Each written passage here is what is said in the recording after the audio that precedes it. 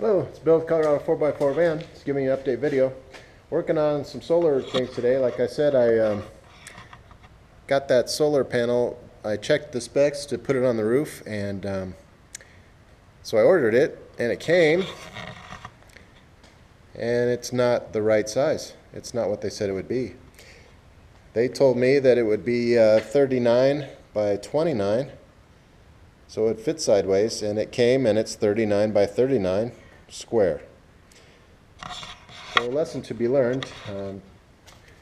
Even though their spec sheet said it, if I looked really carefully, there was one of the 7 pictures of it that if you zoomed in, you could see that it was 39 by 39.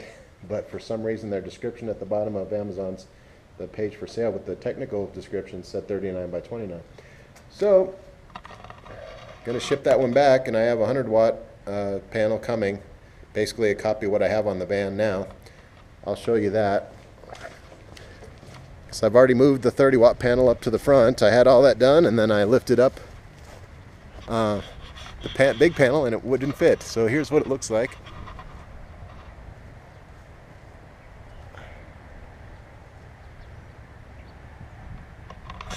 Hopefully you can see that. So I'm still going to put the 100-watt panel right in front between the roof vent and my back panel, and then the little panel's already moved up.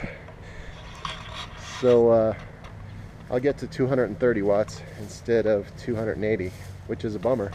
I really wanted to get as much as possible with the real estate I have up there, but that's just not going to happen. So the panel behind here is the 100-watt panel for the VanPod back there, and I tried to use that, but it's too long.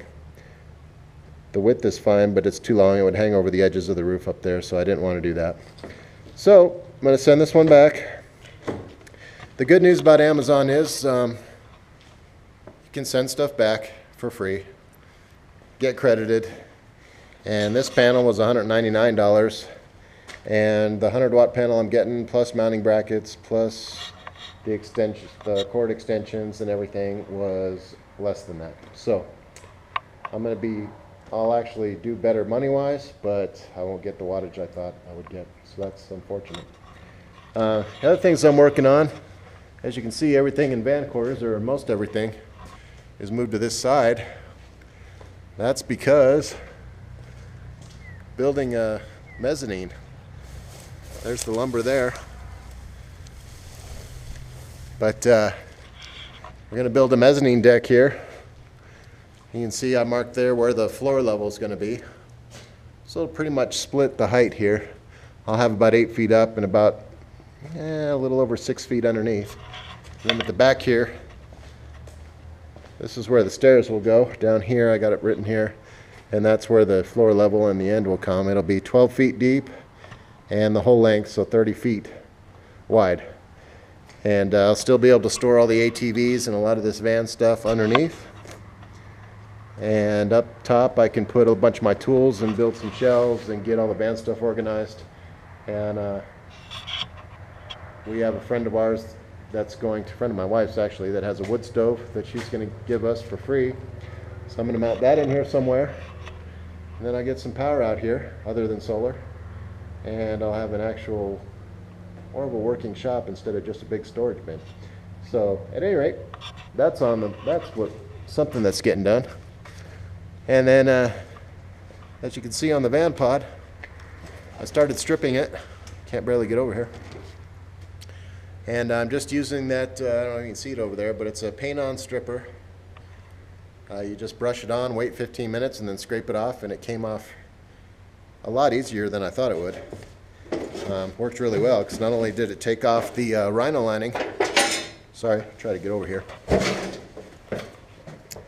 Not only did it take off the rhino lining, but it took off the primer and even the original paint that was under there. This green was the original paint. So I'm down to bare metal in somewhere, and this was just a real quick, I mean, it was really easy just coming off. Got it to here because I wanted to check the seam to see how he did that, and it's really, really well done. Yeah, you can hardly, I expected it to be full of Bondo and just a nightmare, and it's really well done. I'm impressed. So that's good news. So anyway, and this whole, what I've done here, I just was goofing around for about an hour one evening when I just had some extra time, and I just tried it out to see if it would work. This is the product here. This clean stripper.